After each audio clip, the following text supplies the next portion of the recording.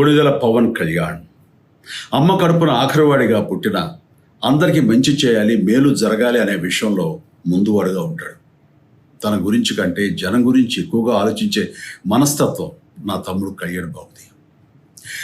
ఎవరైనా అధికారంలోకి వచ్చాక ప్రజలకు ఏదైనా చేయాలనుకుంటారు. కానీ కళ్యాణ్ తన సొంత సంపాదనని కౌలు రైతులు కన్నీళ్లు తుడిచేందుకు ఖర్చు పెట్టడం, సరిహద్దు దగ్గర ప్రాణాలొడ్డి పోరాడే జవాన్ కోసం పెద్ద మొత్తం అందివ్వటం, అలాగే మత్స్యకారులు ఇంకా ఎందరికో తాను చేసిన సహాయం చూస్తుంటే ఇలాంటి నాయకుడు కదా జనాలకు కావాల్సింది అనిపిస్తుంది. ఒక రకంగా చెప్పాలంటే సినిమాలోకి తను బలవంతంగా వచ్చాడు, రాజకీయాల్లో మాత్రం ఇష్టంతోనే వచ్చాడు.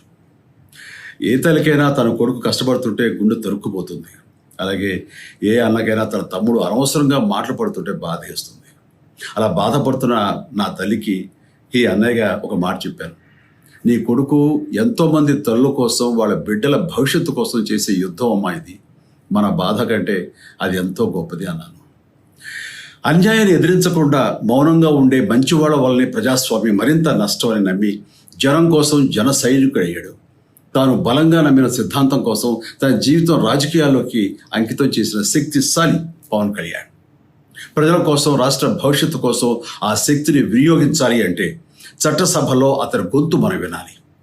జనమే జయను నమ్మే జనసేనాని ఏమి చేయగలడో చూడాలంటే మీరు పిఠాపురం ప్రజలు కళ్యాణ్ని గెలిపించాలి.